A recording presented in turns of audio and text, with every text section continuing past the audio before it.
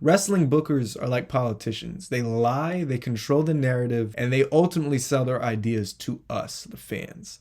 However, when you look at this analogy, the politician analogy I just gave, through the lens of someone like Tony Khan, I think the analogy becomes a lot more interesting. Now, I've identified 3 fatal flaws, but also Tony Khan's greatest strength. I've identified all of that in him, and I will identify what it means to the future of AEW. Okay, I've done an in-depth dive into Tony Khan, his personality, how that relates to how he's led AEW, and how it all comes together to form who he is as a wrestling figure. Thank you so much for watching this video. Let's hop into this. So the first fatal flaw that I've identified is that he tends to under-allocate essential, vital resources to critical aspects of his product, right? I look at parts of his product like the women's division, and I look at women like Willow Nightingale.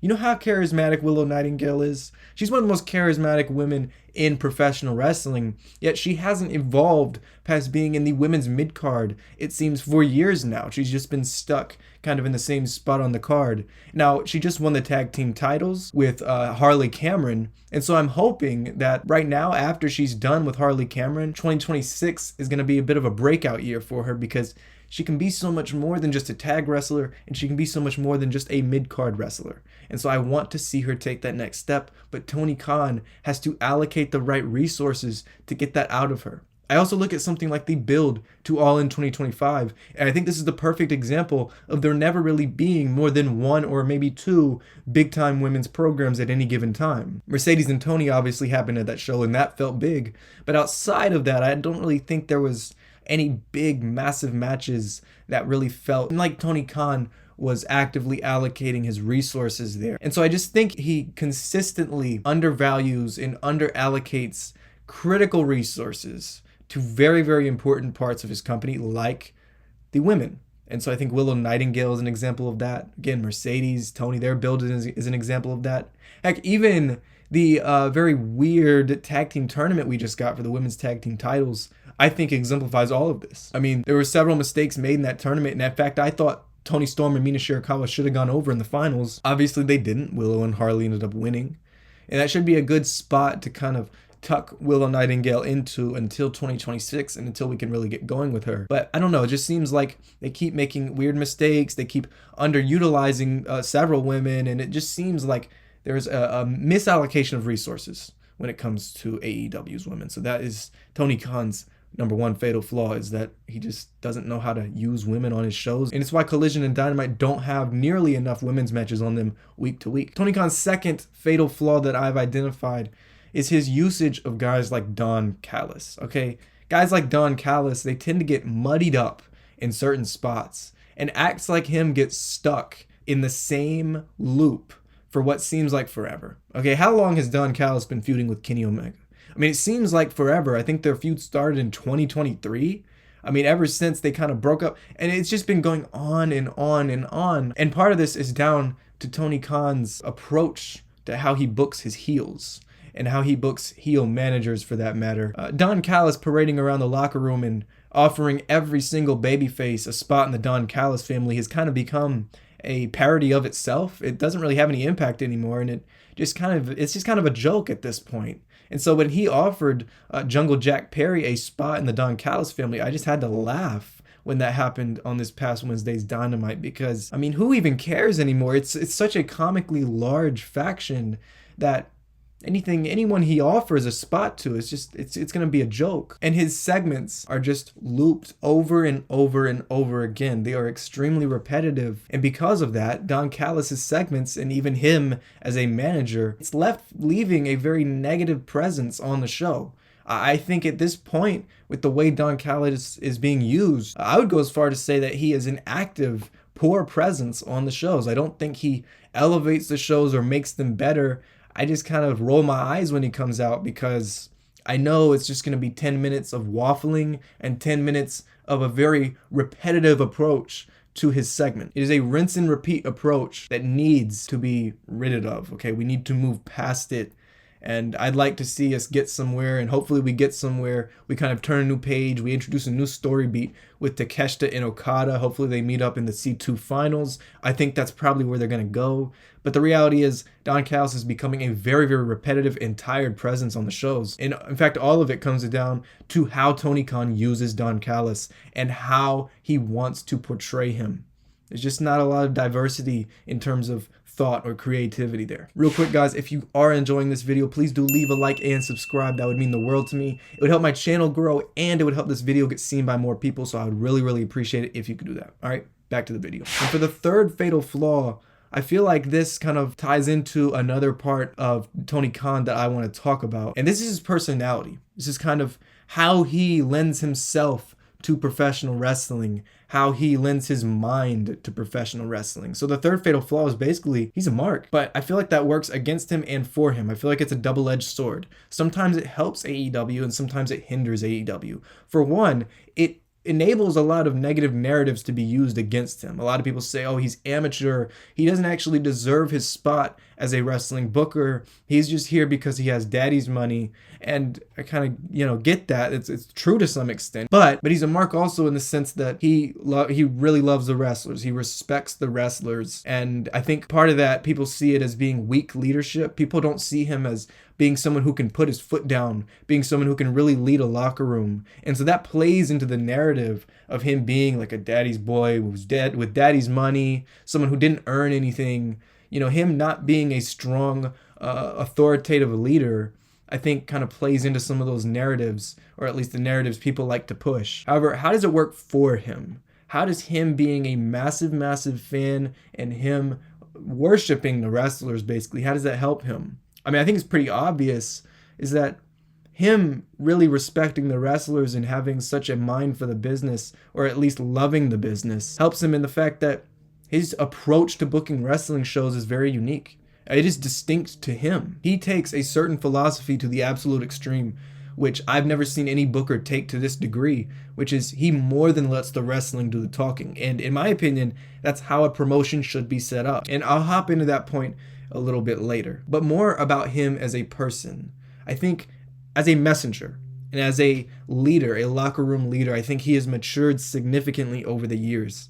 I mean, it doesn't feel like too long ago where he was the one on Twitter pushing narratives. He was the one getting in arguments with fans, and he was the one saying divisive lines in interviews. It doesn't feel like that was that long ago. And because it doesn't feel like it was that long ago, I think a lot of people still run with the narrative that Tony Khan is, a bad leader, or he can't do this, he can't do that. But I think he's matured with his messaging as a leader. I think he's obviously gotten media trained if you watch the Ariel Helwani interview. So I think he's added a lot of pretty important skills to his arsenal. And this has made him a more friendly owner of the company in a broader sense, right? To a broader group of people, not just a bunch of, sickos, as he likes to call them, who follow AEW religiously. You think of something like Brawl Out, right? And you think of how that affected AEW and how Tony Khan handled that, and also what he did afterwards, which was he aired the footage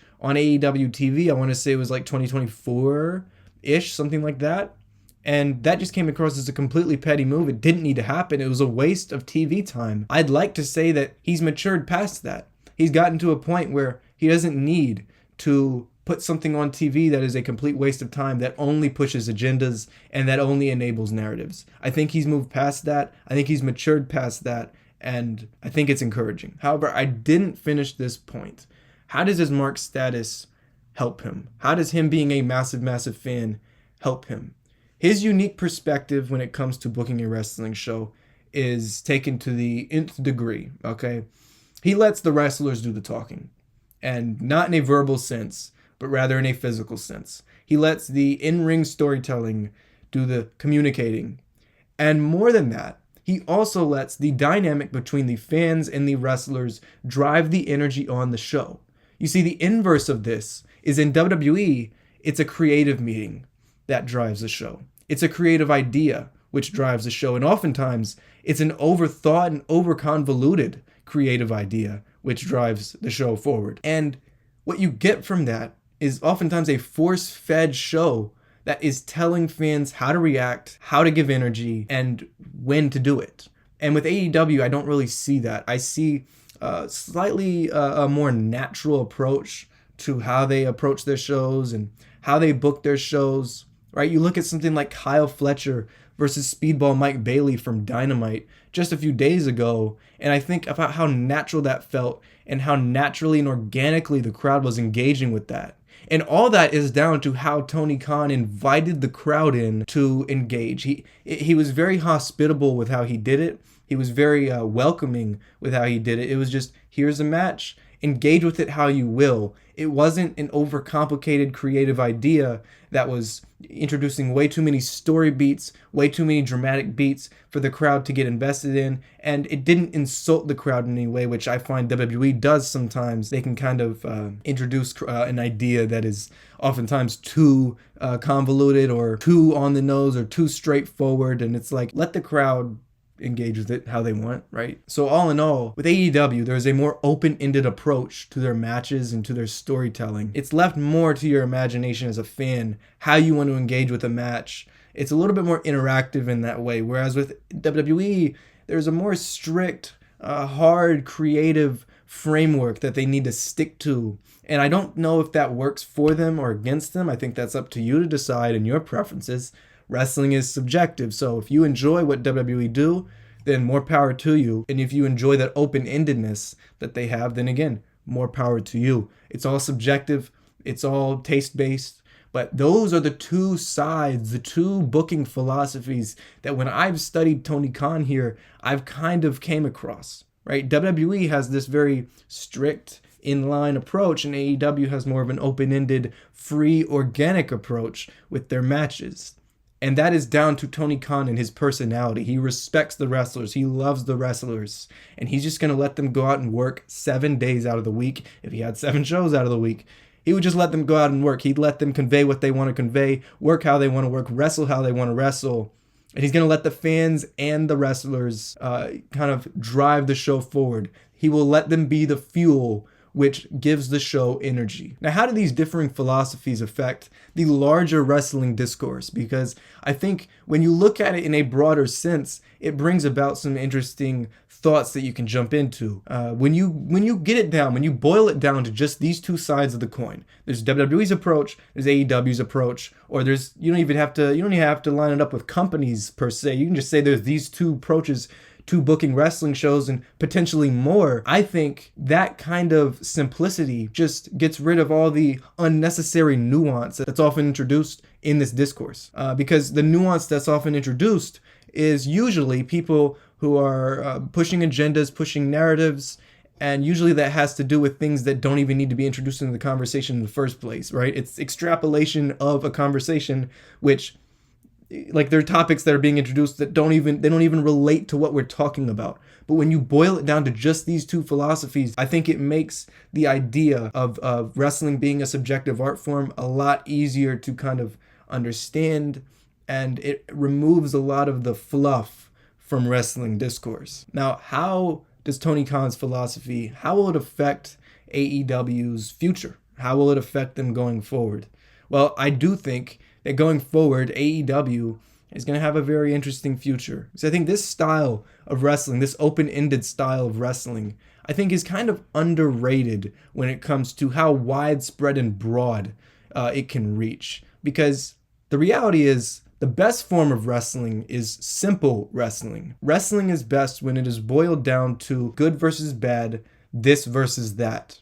And when you simplify it in that sense, and when you just let the wrestlers do the working and the talking and the conveying, I think that's where you get the most simple, the most entertaining version of wrestling. And if you look at Monday Night Raw this year, you look at why it's been successful to a certain degree, and the parts of that have been successful, it's been the parts where they've just let their wrestlers go out and work. It's been the Lyra Valkyria matches. It's been Becky Lynch matches. It's been JD McDonough match. Like, it's been matches where they just let their workers work. Io Sky, Rhea Ripley. Those are the best parts of Raw. And because of that, I think that only further drives home the point that when you let the wrestlers and the fans kind of drive the show forward with their dynamic, good things happen. However, that's just my take. Okay, this is all subjective. I want to hear what you think, right? Which side of the coin do you fall on? Do you like WWE's stricter, more creatively driven wrestling, like more idea driven wrestling, or do you like AEW's more open-ended style philosophy of wrestling, right? Where they kind of let the organic nature of a match and the open-endedness of a match drive forward their shows. How do you feel about all this? Leave it down in the comments below. And until next time, guys, I'll see you in my next one. Have a good one.